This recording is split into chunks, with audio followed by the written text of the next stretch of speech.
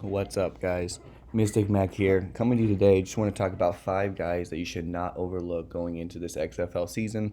This could be for your season-long fantasy football drafts. This could be for your weekly DFS leagues and DraftKings or FanDuel. The idea here, the idea here is just to give you guys some players that I believe the field is overlooking.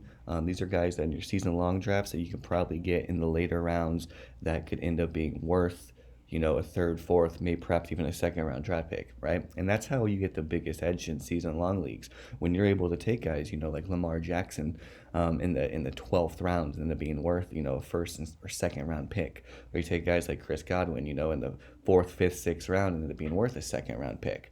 Derrick Henry, so on and so forth, right? So that's kind of the idea here. We're not going to go over any quarterbacks.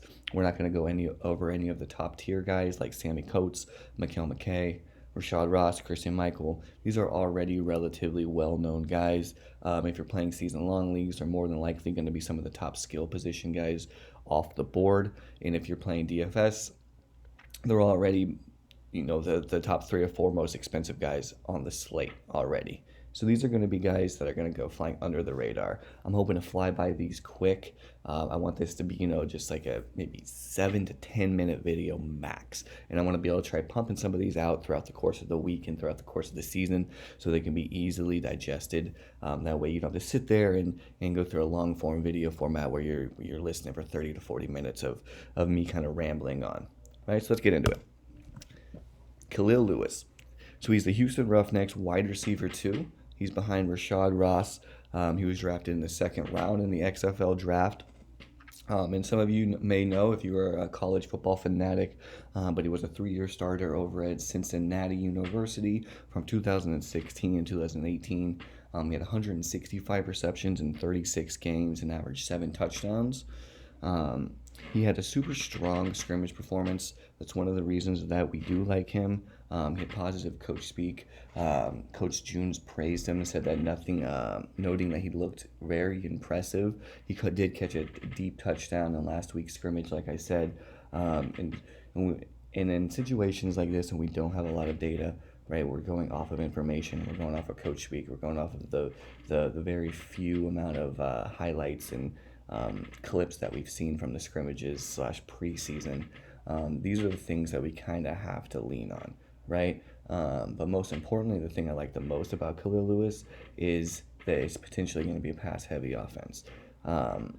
Coach Junes, he particularly likes his wide receivers, right? So in his last 4 seasons as head coach, this was in the CFL, his wide receivers caught 98% of his team's passing touchdowns.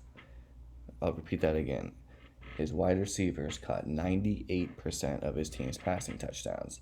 His wide receiver 2 carried a 24% target share, right? 24% target share is insanely high, right? If you're familiar with the NFL and NFL target shares, 24% that's a wide receiver 1 target share, and that's his wide receiver 2. That's what they averaged in the 4 seasons.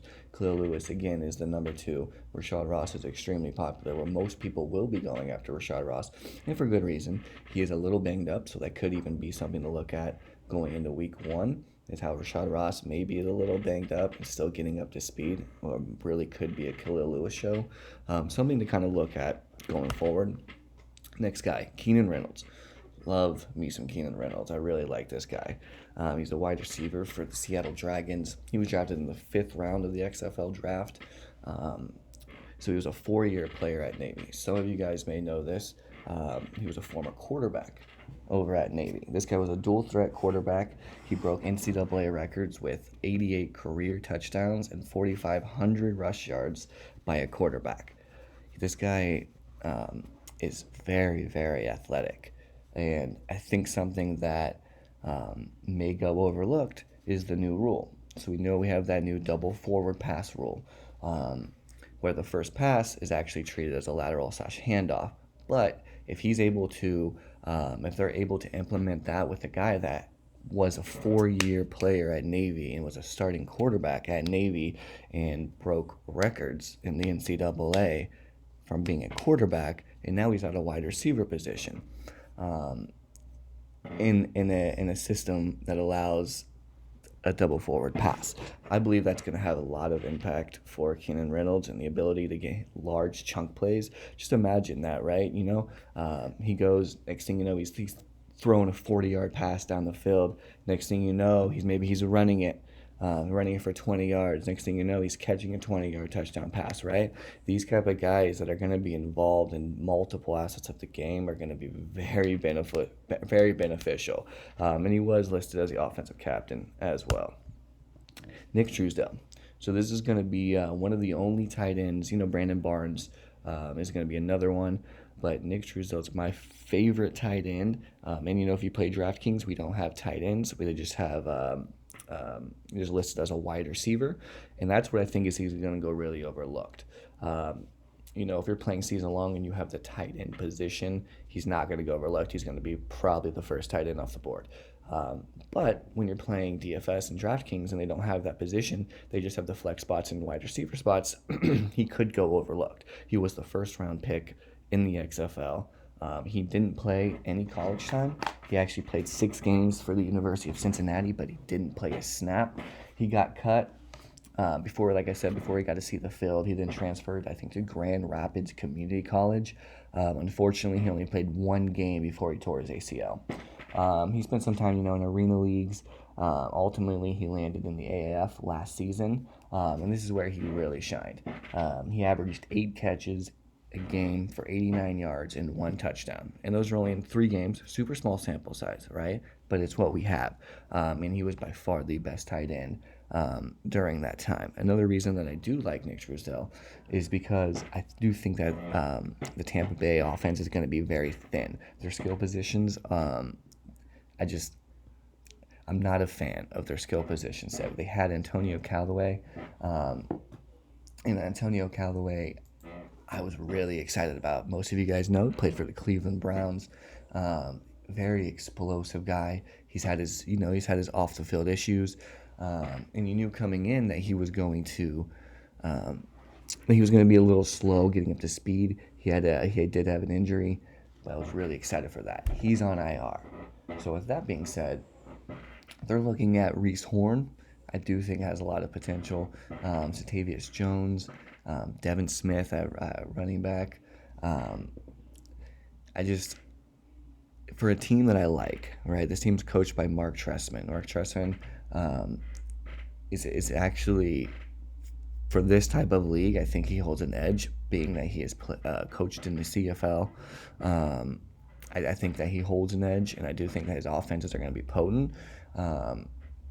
So I think Nick Truesdale is going to be one of the most overlooked guys, and he's a big fan. All right, let's speed this up a little bit. Tio Redding. I like Tio Redding. He's the New York Guardians wide receiver. I think that he's going to go extremely overlooked. He's not a guy, and this guy is risky. There's no 2 ways about that, right? This guy is going to be extremely risky because he isn't even for sure number 2 on the depth chart, right? He's still battling. We know for sure he's going to be behind Mikael McKay. He's still battling with Colby Pearson, and there's some rumors on Justice Liggins, E.J. Bibbs. So those are something that we're going to have to wait and see. But Tio Redding, he's very athletic. He was a 2-year starter over at Bowling Green. He had 11 touchdowns on 76 receptions. So from the reading that I've been doing, it shows here that he had a 4.51 40-yard dash. But from some of the reading, some scouts say that he clocked in at a 4.31. And some of the scouts also said that he's OBJ-esque as far as his smoothness goes and his route running. He's extremely explosive, and he's a big play type guy. Getting compared to Odell in any facet is something, one, you might need to take it a little bit with a grain of salt, because no one's going to be Odell. But if he is even half the player of Odell playing in the XFL, I'm going to have interest, right? And if you just go type in Tio Redding on Twitter, right, it'll pop up with multiple highlight videos of him making one-handed catches down the field and just explosive plays. And that's something that we're going to have interest in, right? He did have a strong scrimmage performance as well. He did catch a 35-yard touchdown down the field. In his senior year in high school, something to note that he actually did have the 7th highest passer rating when targeted in his senior year. So he does have good hands. And Coach Gilbride, the coach for the New York Guardians, he was the offensive coordinator for the Giants from 2007 to 2013 and actually called plays for them when they won their 2 Super Bowls. And something, if you read my XFL Coaches article, you'll see that I mentioned that he joked that Tom Coughlin would sometimes sit in their offensive meetings and would make sure that he didn't veer off the reservation and throw the ball 65 plus times in a game. And Eli Manning also noted that Coach Gilbride would call plays with a quarterback mentality. So I believe we're going to see an extremely pass-heavy team, and I'm going to want some pieces of T already.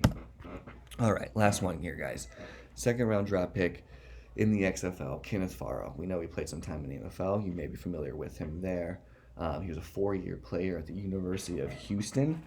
He started his last 2 years there. He put up 26 touchdowns on 2,000 yards on 371 carries. So that's 5.4 yards per carry, which is very, very efficient. And he actually is familiar with the offensive coordinator, Mike Riley. Offensive coordinator Mike Riley was the head coach with Farrow last season for the San Antonio Commanders. That was in the AAF League, the Alliance Football League. Not sure if you're familiar with that, but Farrow was a workhorse during there. And I think that this team has a potential to be a run-heavy offense.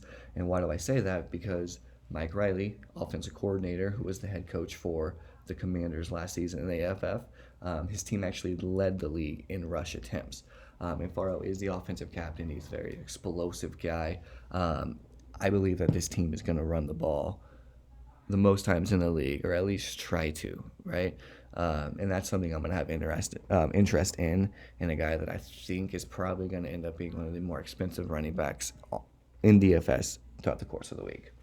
All right, guys, that's it. I hope you guys enjoyed it. It's a little sloppy. I'm still trying to work out the kinks on this video content, but I wanted to start to bust out shorter videos, 5 to 10 minute max videos, where you don't have to sit there and spend 20 minutes listening to anything. So I'm going to have some more content out with quarterbacks, running backs, wide receiver positions, maybe some bold predictions. I'm really going to get this XFL content going for you guys. So I hope you guys have a good day, and I'll see you later. Bye.